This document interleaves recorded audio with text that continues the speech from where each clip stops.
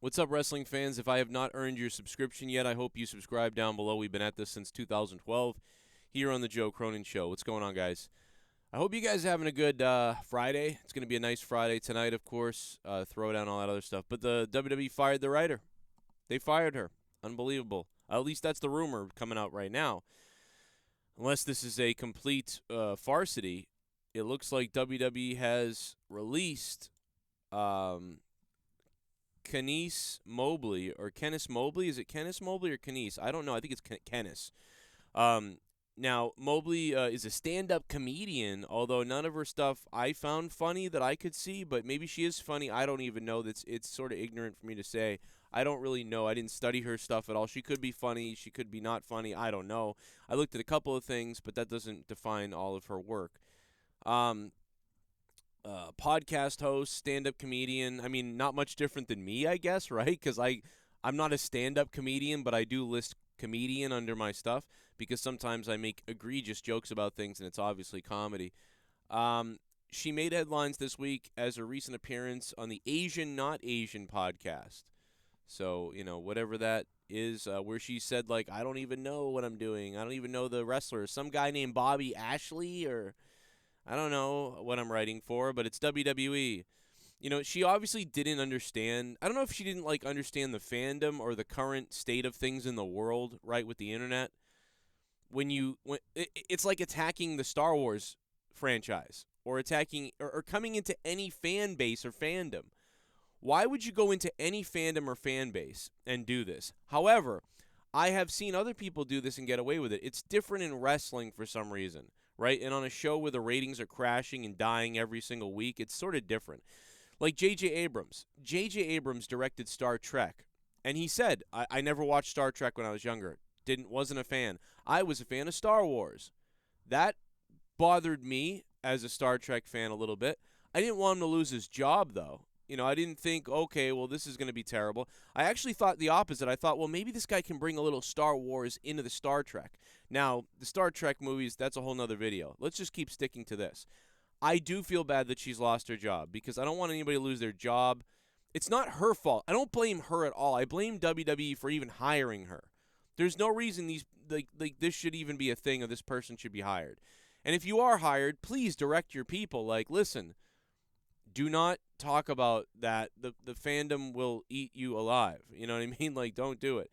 So I feel like this made WWE, painted WWE into a corner where they had to fire her because she really comes off bad. The wrestling fans always think that they can book better. It's always been a thing for years and years and years. I've never said I wanted to be a better. I never said I wanted to book WWE.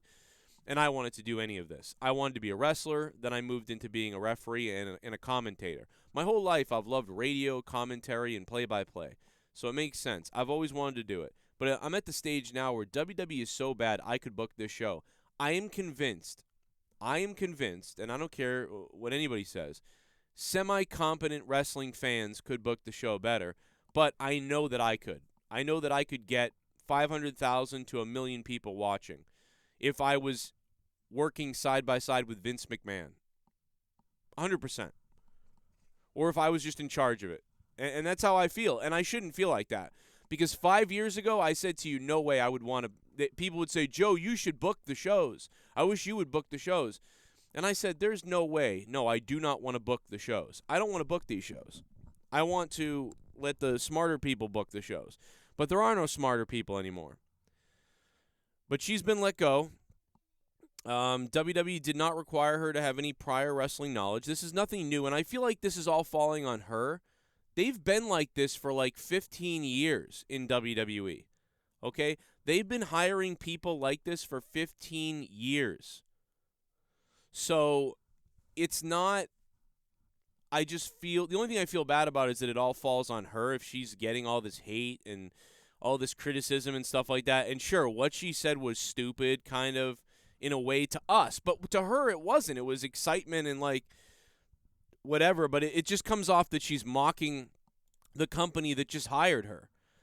Whatever, they hired me. I don't even know what I'm doing. They hired me. Oh, my God, but I'm going to make a bunch of money, so whatever. It came off like she was mocking them. Like, thanks for hiring me, idiots. I'll take the money. Like, that's basically what it came off as. But how many of the other writers are just like that? You know what I mean? How many of the other writers are just like this? So, Mobley's comments received, and this is according to Wrestling Observer, her comments received some attention within WWE. It was noted that Mobley was under the gun for speaking publicly about subjects that WWE did not want talked about.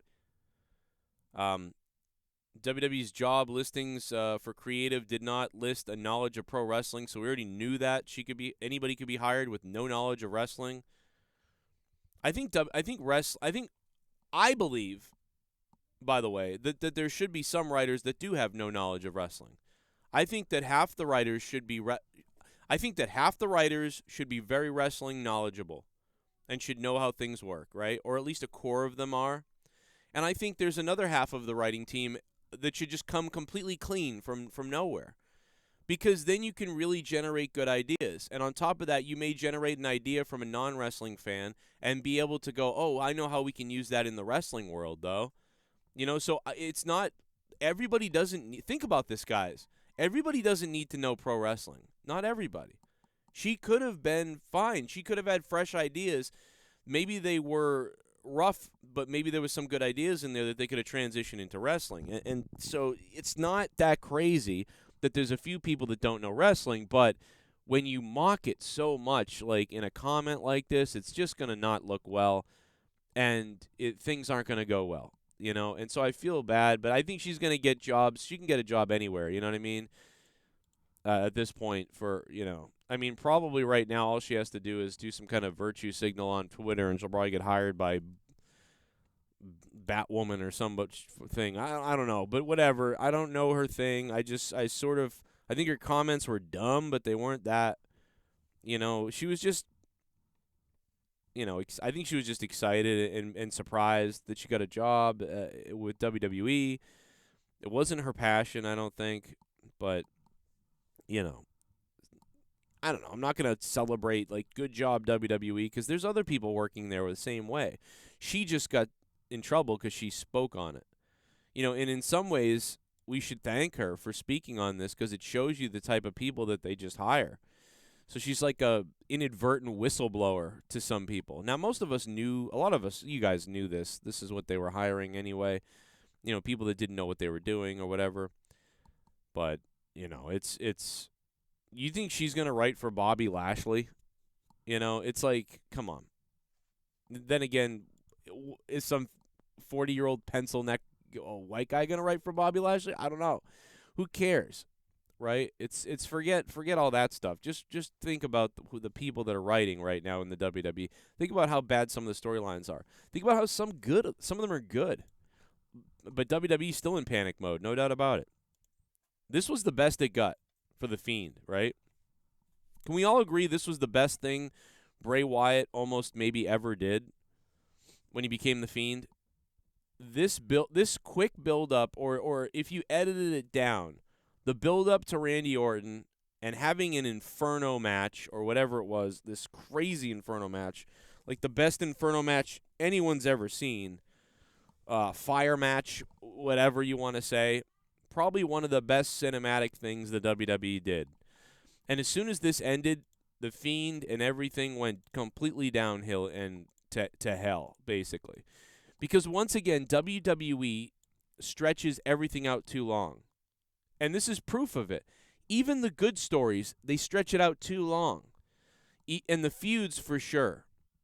When a guy has a feud with somebody, they wrestle 2, 3, 4 times before the pay-per-view, and then they wrestle at the pay-per-view, and then they have a post-match or a follow-up match after the pay-per-view where their story continues. Back in the day, one of the best things that could happen sometimes is it ends. It's over. Almost funny how it would happen. Like these guys would have a blood feud for 6 weeks total, and then in the 7th week, it was like that never happened. On to the next thing. We need more of on to the next thing. Because even whether it's good or bad, it eventually bores you. Everything outlives its welcome. Good or bad or mediocre, it all it all outdoes itself.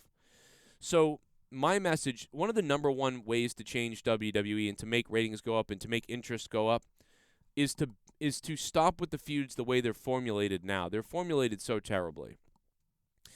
They need to have more verbal exchanges that aren't scripted, and part of that should be that you record them if you need to.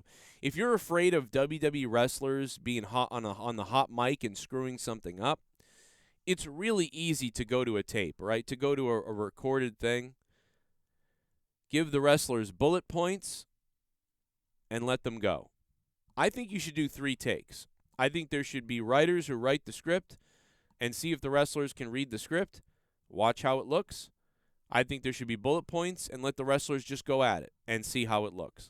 And whichever one comes out better, go with that one, And I don't know why they don't do more of that if they're that worried about live mics and what the wrestlers could say. Give the wrestler a chance to do it better. Here, you think you can do it better and convey all the points? Here, you go ahead. Let's see what happens. Okay, all right, that wasn't good. All right, we're going to go with our way, which is you remember the script and let's go. And that way you'll get the best out of the wrestler. The wrestler's better at other people's ideas coming out of his mouth. He's going to read it properly. Cool. If you get someone more natural with their own words, well, you're going to benefit from that as well. So that scripting needs to change, and how they deliver promos needs to change in WWE. That's why AEW does a better job with that. It just does. And of course, these drawn-out matches of here they go again, wrestling again. Stop it. Nobody cares. Have matchups where you don't know what's going to happen. And if you get chemistry and something happens, now you've got yourself a feud, or now you've got yourself an idea. It's too. All these points that I made are exactly what the problem is. And again, Bray Wyatt's The Fiend, it went on too long. Went on way too long. Feuds with people went on too long.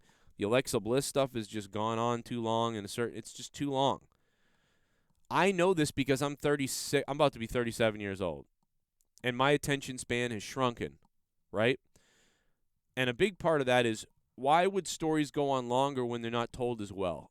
Back in the day, they would go on shorter, and they were told epically. So that's why there's so much boring at this time. I think WWE may even want to consider coming up with a gimmick for the first hour of Raw or the second hour of Raw or at some point during Raw. And I don't know what that gimmick is yet, and I don't know what that solution is yet.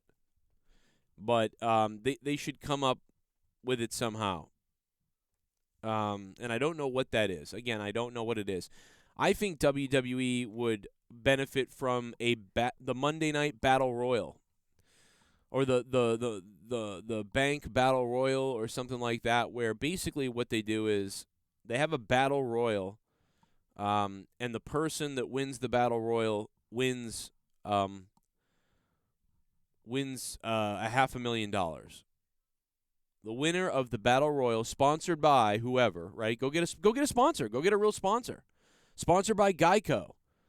Whoever wins the Geico Battle Royal is gonna win $500,000, and build it up. And in the second hour, the Battle Royal takes place, and all the wrestlers. Have them really fighting in this Battle Royal, making it. Dude, what would you be doing if $500,000 was on the line? You know what I mean? And I think you could do some great stuff with that. You could build a couple of feuds with that, and somebody wins the Geico $500,000 or $100,000 or $50,000 or whatever you want to call it. And, then you could build a couple of feuds in the Battle Royal, which could stem off of it, right? Because someone's mad. One guy needed to win because he's got family who needs a hospital bill paid. The bad guy stops him by cheating. You know what I mean? Somebody hits him with brass knuckles in the throat and throws him out of the ring. Now they have a feud going forward. That's a despicable thing, right? And, but anything goes.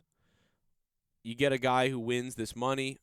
Maybe maybe for the next few weeks he's going to go out to big restaurants and dinners, and he's going to start acting like he's got all this money now and he's a prick. Maybe you have a face win. Maybe the face is going to do something. I don't know what you can. All these things spawn from these ideas. That's just one little idea, and that's already different than what we see every Monday night.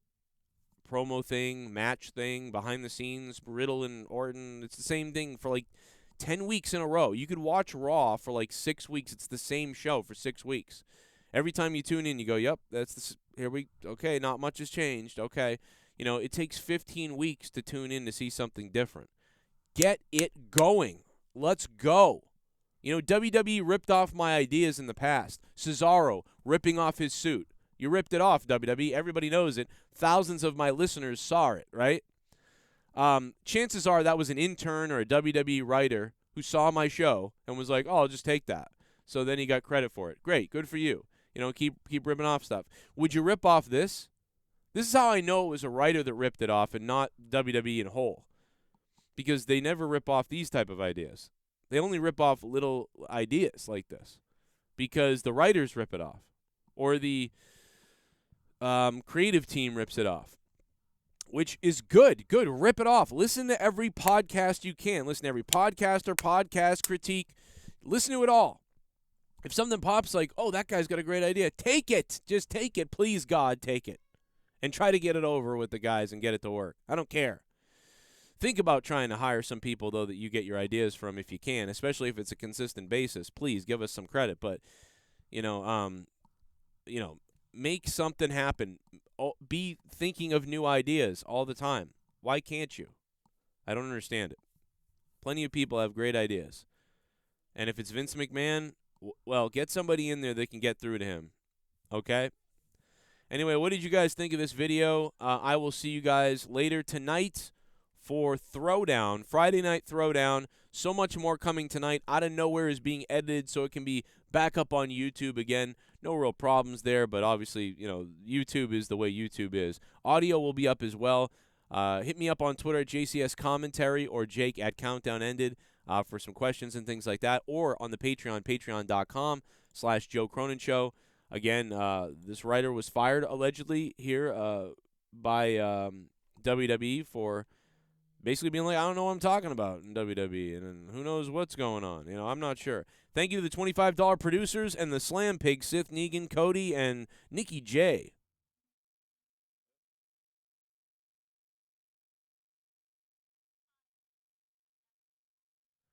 There they all are in all their glory.